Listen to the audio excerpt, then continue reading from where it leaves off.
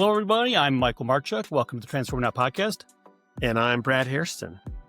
You know, this is a week where we've got all kinds of fun news to talk about here at our Pulse Check. So, Brad, 5 articles, and I think we're going to just get running right into this one. So our first one is with CNBC.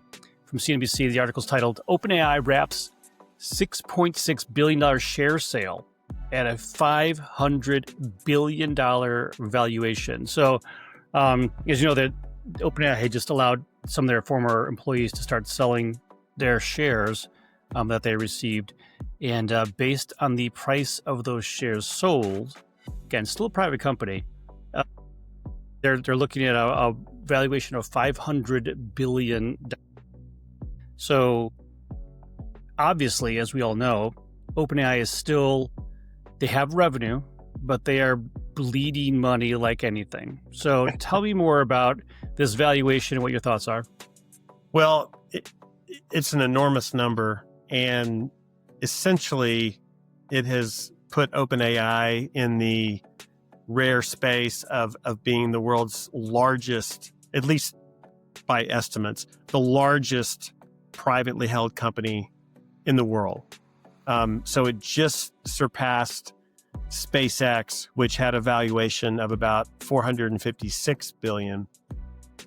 So that's noteworthy right there. Just the fact that they're in the top spot, at least for now, until some other AI company has a secondary offering. You know, I think there's other interesting things to take from this. I mean, it does signal, as the article points out, it signals investor confidence in OpenAI's future. I don't think they would have this kind of value if there weren't people out there that really, are still banking on OpenAI being there for many years to come. They were clearly there from the very beginning and kind of helped launch the whole Gen AI space, or at least make it more accessible. It also shows that, or it can be used to help retain talent. I mean, that's the other thing that I think OpenAI has been hit hard by the aggressive recruiting from Meta and other companies, and so perhaps that even really drove this whole secondary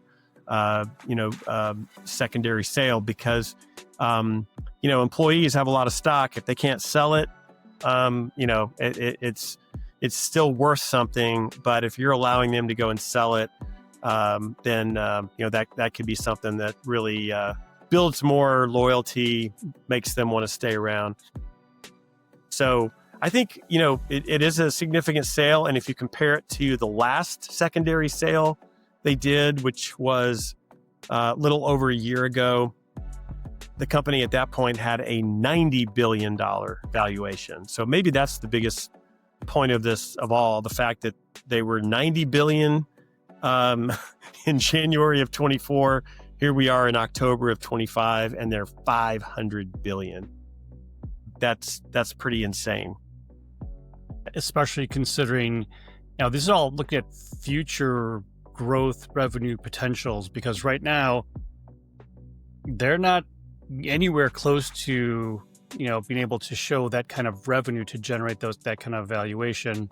In fact, like I said, they're bleeding quite a bit. So it's interesting to see this, but again, this is the AI era of valuation. So very interesting. Yeah. So we'll move on to the next article from SiliconANGLE. And this one says, Meta will start mining AI chatbot conversations to target users with ads and content. And I'm sure anybody who's been in any kind of role with AI is completely shocked and appalled that Meta would do this, would change their user policies to allow them to mine their conversations to present more ads and even different channels. So tell us more about this one. Yeah, anything that involves mining, what we're doing online and then using that to direct ads toward us. I mean, it just reminds us of where we were with, or where we still are with Google. And also, I don't know about you, but from time to time, I'm talking about something that I'm looking to buy or what have you, and the next thing I know, on my phone, I start seeing ads or articles or videos about it. Is your phone listening to you? Now, Meta has specifically said this is not mining phone interactions or text messages or anything like that. It's just the interactions with any of their bots. So if you went to a Meta chat bot, and started asking questions and getting advice on some topic or what have you, that's where they're drawing their insights from. They've also said they're gonna turn a blind eye to anything that has to do with politics or religion or philosophical views. I don't know how they're filtering all that out, but somehow they are.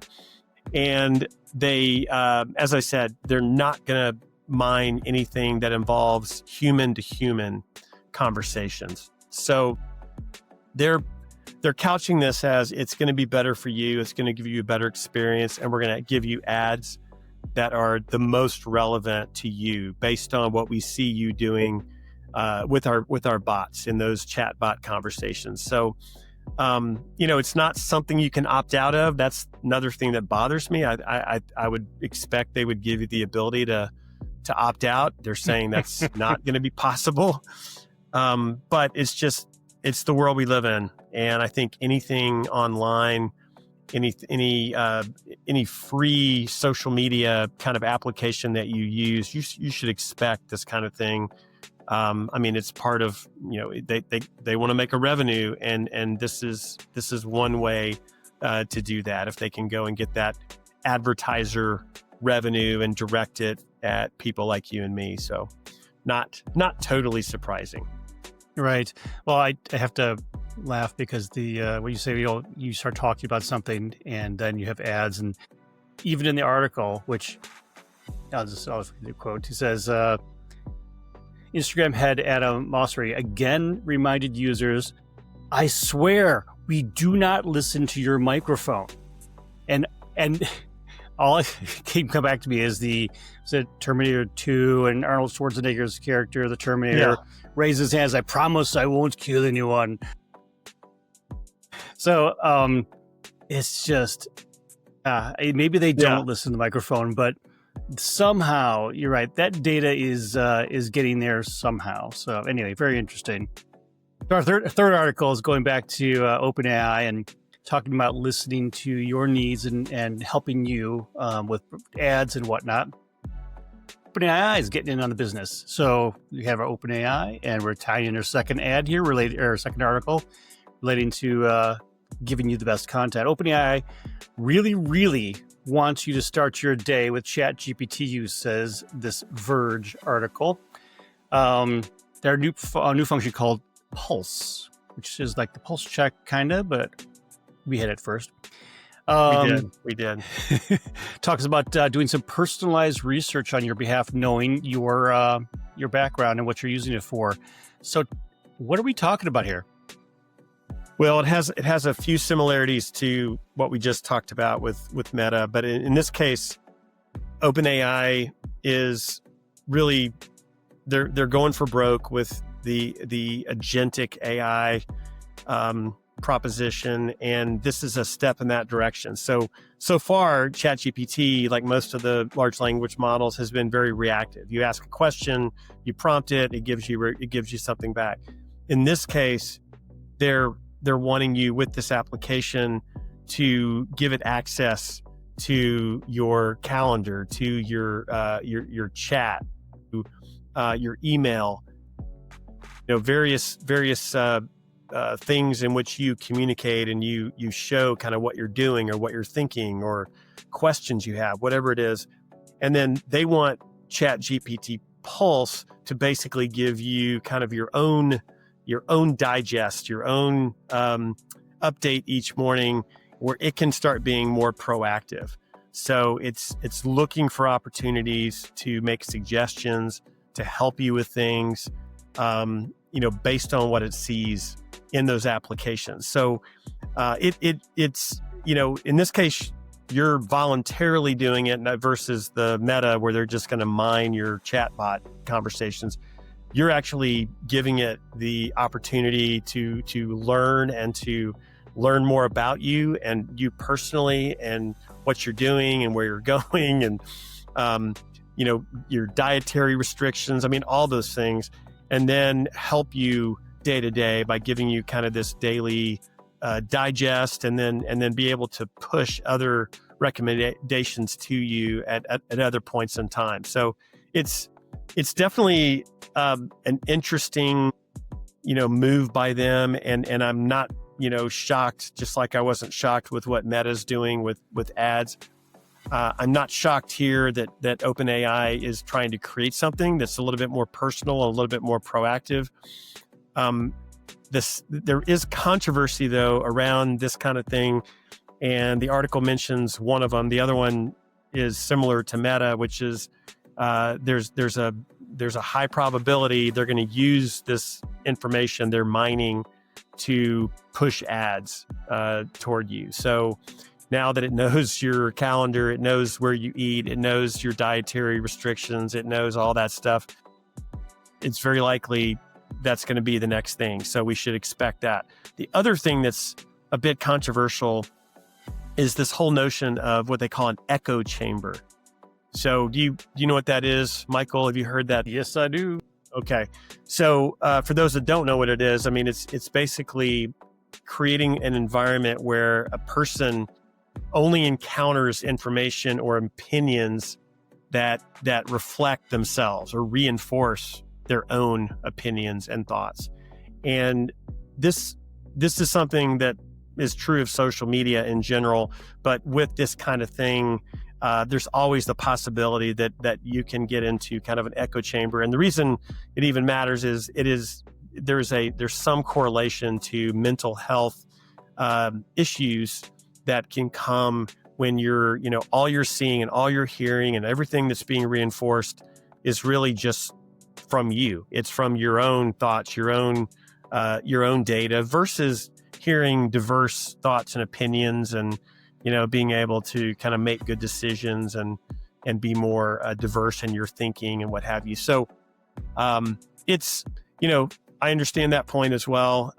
But this application is pretty hot off the press. I think it's only a couple of weeks since they launched it, and I'll be interested to see what kind of response it gets in the market. I think this could be very interesting in a couple different ways, because if you think about it from the initial get-go, I think it's probably a good idea. But as with every good idea, there's very, very likely ways that it will be stretched, extended, tested in ways that we probably don't want. For example, hey, I noticed that you tend to go to this location, and on your calendar it says personal appointment, and you're there, every night from 9 p.m. to 10 p.m. Do you want me to make sure I schedule that for you going forward, kind of thing? And like your wife goes, why do you have this personal appointment at 9 p.m. to 10 p.m. Well, it must be my AI, right? or maybe it takes you on driving directions that, we've made sure that you're able to drive past this, the liquor store that you're trying to avoid. We're taking you past 3 different liquor stores on the way home to make sure you're able to still consume the booze that you don't want to buy. Right. Like goofy things like that, which will definitely be extended and misused in various ways, especially considering you're giving it permission to learn about you. And no doubt that information will be used, I don't want to say against you, but used in ways that you probably didn't intend, and you certainly can't take back once it's there. So that's going to be a challenge, I think, for that. And as for the echo chamber thing, I'm not too worried about that, because the aliens will take me off the flat Earth soon, and I'm not really concerned too much about that. So our next article is from The Guardian, which is slightly more professional than I am right now. This one is talking about the Deloitte government and the fact that they used AI. And I think that's all we need to talk about this article, right? Yeah, this is. Let me read the headline. Deloitte to pay money back to the Albanese government after using AI in a $440,000 report. Now, they had to give some money back after they admitted that generative AI helped produce it. But it wasn't that Gen AI helped produce it. There were some issues with it. Can you tell us what they were? Yeah, I mean, it's not the fact that they used AI, it's the fact that it hallucinated and they didn't catch the hallucinations that made its way into the final report. So this is another one of those kind of warnings, to all of us that leverage Gen AI in any kind of report or document or article or whatever that we're putting out there, to a customer, to a friend, to a family member, wherever it goes. The fact that, hallucinations can happen. You don't know when they're going to happen. And very often they're going to be very, very realistic to the point where in this particular study, they found, reports or citations from professors that were used as a basis for recommendations that the consulting firm made that turned out to be totally bogus. They didn't exist. And it was professors at those universities that discovered it and brought it forward. So that's not great. It also made up it had a reference to a court decision that was completely, made up. So this is dangerous stuff. And in this case, the consulting firm, I'm not really mentioning their name just to protect the innocent, or I guess they're not the innocent, but they admitted, they came forward, they admitted they used generative AI. They also defended themselves, saying that the total report and the spirit of it was not really negated. It wasn't a material impact. Yeah, it wasn't a material impact. Now, they did make corrections and they did change their footnotes to show where generative AI had been used. And it, as the article says, they apparently are going to repay the final installment of the contract they had with the Australian government. So they are forfeiting some fees, and that's never a great thing as well. Probably the most damaging thing was a statement from one of the senators in Australia who basically said, and this is a quote, "Perhaps instead of a big consulting firm, procurers would have been better off signing up for a ChatGPT subscription." I mean, that says it all right there. That's pretty harsh, but I understand the point of view. So, you read all the time about consulting, big consulting, high rate consulting. How much of that is at risk because of AI. And I do think I don't think it's going to go away completely, but I think it's going to shrink somewhat because of the era of AI and the capabilities of AI tools to give companies, advice in certain areas, and they can leverage that. And why not if you can get it at a very low price. But boy, when the consulting firms themselves try to integrate it and they don't put up the right guardrails, the right governance, and this kind of thing happens, if nothing else, it's going to accelerate their shrinkage. So agreed. Kind of an unfortunate event overall. And again, this is highlighting the fact that without good governance in place, you can do some real reputational damage. And this organization, I'm sure, because it is a global firm, will certainly feel that on a global basis, which will likely require them to do a lot more fact checking when they're providing their audits and reports. So thank you for that. So our final article is from Reuters, and this is one that's a little more fun, but also kind of portrays how we've been thinking about things going forward. Again, from Reuters, Hollywood Performers Union condemns. They condemn this, okay? AI generated actress, and they use quotes, actress Tilly Norwood. And what's happened is that there was a synthetic actor called Tilly Norwood, at least that's the name they provided for this female character that now is theoretically available to be used in casting for movies. And of course, the first thing that we start talking about is the fact that, how can somebody like this do this to these actors who've put so much into their craft, and to be able to just replace them with an AI character. But, well, I'll let you continue, and I'll fill in with some color later. What happened in this article? Well, the actors everywhere are freaking out. Let's just put it that way.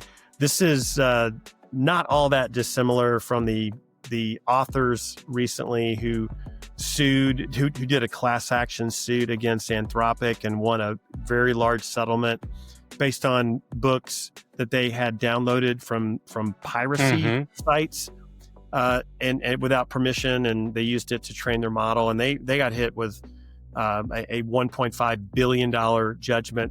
There's no lawsuit here, but you could see this laying the groundwork for future lawsuits or what have you. But I don't think it's going to be enough to stop what's happening here. I mean, first of all, Tilly Norwood looks about as real as you can imagine. I've seen video, I've seen pictures. If you had not told me it was 100% AI generated, I would not have believed you. The opportunity now to integrate an AI character into a film, that will happen. That will happen probably sooner than later. It hasn't happened yet. In fact, I was thinking about that. It seemed like there have been some movies where AI generated characters were in them, but I remember one of the Star Wars movies, I think it was Rogue One, had Princess Leia make an appearance, and she had passed away at that point, but it was the younger version of Princess Leia that showed up. And so I thought maybe that was an example, but I went back and looked, and they used CGI for that. They actually had an actress playing her. They just superimposed a younger version of Carrie Fisher's face over the actress. So that was more CGI. It wasn't an AI generated character.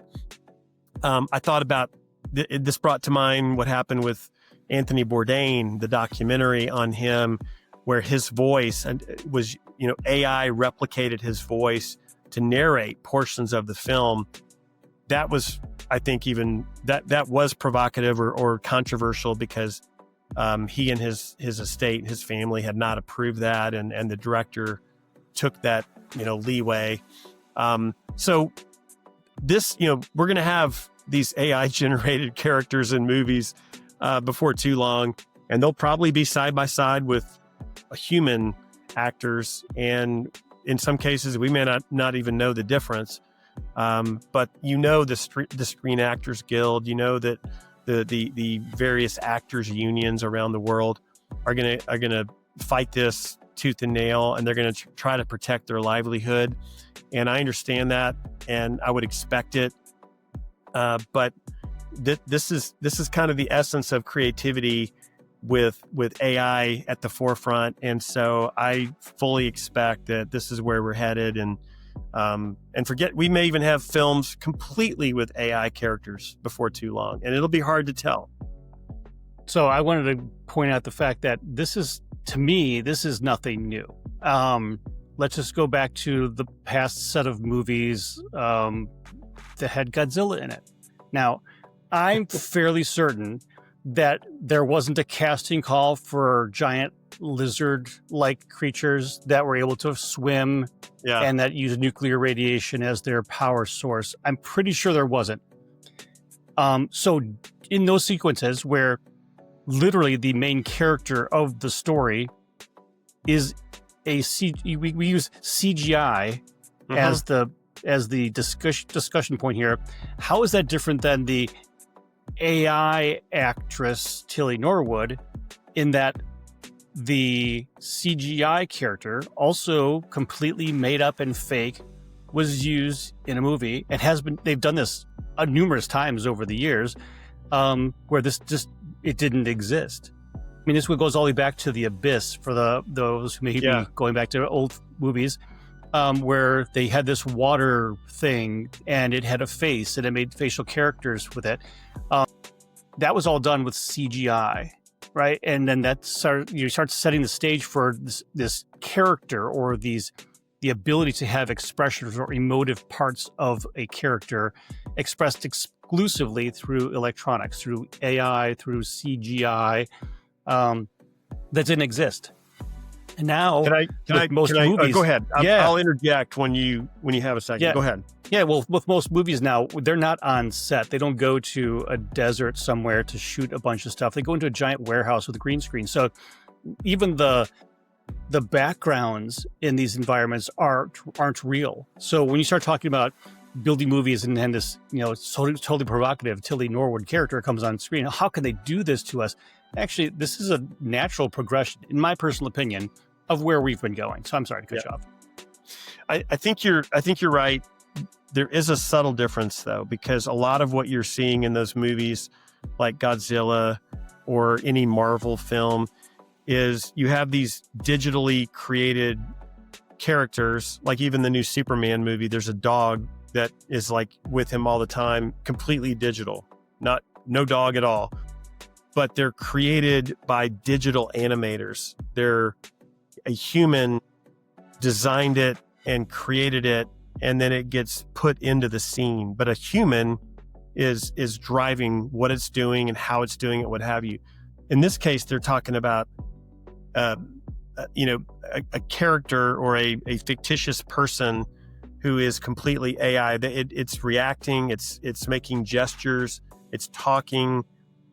Sure, there's some human direction or prompting or whatever to kind of set, make it do what they want it to do, but a lot of it is without human. It's completely AI generated. Does that make sense? So I understand what you're saying. I disagree, because to say that because a digital artist used a electronic pen or paintbrush to create something that's different than someone using a very elaborate prompt to prompt Tilly Norwood to have an emotive expression on her face, or to look shocked, or to move backwards and whatever.